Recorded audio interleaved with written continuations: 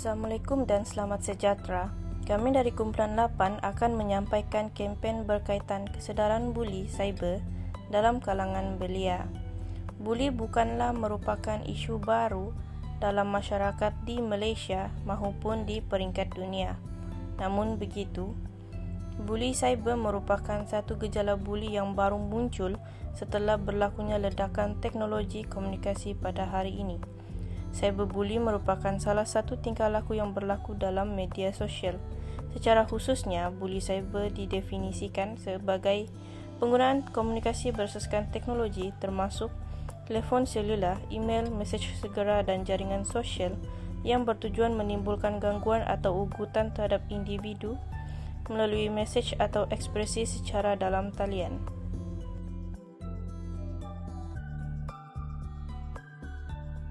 Salam sejahtera, saya Puspalata Kandan ingin membentangkan tinjauan literatur mengenai isu buli cyber. Kajian bertajuk Kesedaran Pengguna Media Sosial Terhadap Keselamatan Cyber, kajian kes di kalangan warga Germa in Malaysian Institute.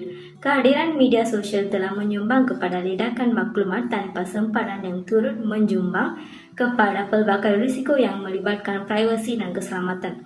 Kaedah kajian yang digunakan adalah kajian deskriptif dan pendekatan kualitatif dengan menggunakan soal selidik. Responden daripada 231 terdiri daripada warga GMI menunjukkan tahap kesedaran pengguna sosial terhadap keselamatan cyber adalah sederhana. Faktor SIKA merupakan faktor dominan yang mempengaruhi kesedaran pengguna gadget dalam kajian tersebut. Latihan kesedaran keselamatan cyber perlu dipertingkatkan oleh setiap organisasi dari semasa ke semasa supaya lebih ramai pengguna media sosial faham tanggungjawab mereka terhadap melahirkan generasi yang bebas ancaman cyber. Kini, bahkan di negara kita, Malaysia, banyak isu-isu yang berkaitan mengenai buli cyber ini berlaku yang mana menjadi isu yang hangat dikatakan pada masa sekarang. Antaranya seperti sumber-sumber yang tertera ini. Isu buli cyber dalam media sosial ini kesannya amat lebih buruk dari buli tradisional karena sifat media sosial itu sendiri yang tanpa batasan dan pantas untuk tersebar. Bayangkan hanya satu video berkenaan mangsa yang dibuli menerusi media sosial. Misalnya, ia boleh dikecam oleh mana-mana individu dari mana-mana sudut tempat, malahan pada bila-bila masa sahaja. Assalamualaikum dan salam sejahtera. Saya Nurul Anira Syahira binti Muhammad Kasmir binti 19160490. Oke, baiklah, saya akan teruskan yang seterusnya, yaitu faktor-faktor berlakunya buli cyber. Antaranya ialah perasaan ingin tahu, cemburu, ingin membalas dendam, serta ingin melindungi diri sendiri, serta ingin mendapat perhatian ramai. Oke, saya akan bagi contoh, sebagai contoh perasaan secara langsung. Oke, kemungkinan seseorang individu itu cenderung untuk melakukan bully cyber kerana pada suatu ketika dulu beliau pernah mengalami kes tersebut. Beliau pernah dibuli. Jadi beliau ingin membalas dendam dengan melakukan itu kepada orang lain yang tidak bersalah. Jadi beliau merasakan yang kenapa saya kena, kenapa orang lain tidak kena. Itu saja daripada saya. Lindungi kata laluan media sosial, iaitu lindungi kata laluan serta semua maklumat pribadi daripada rakan sebaya yang ingin tahu berkaitan dengan diri anda. Mengelakkan pembuli untuk menyiarkan maklumat atau gambar palsu dan pribadi dalam hal yang memalukan di media sosial. Kedua, fikir sebelum membuat siaran.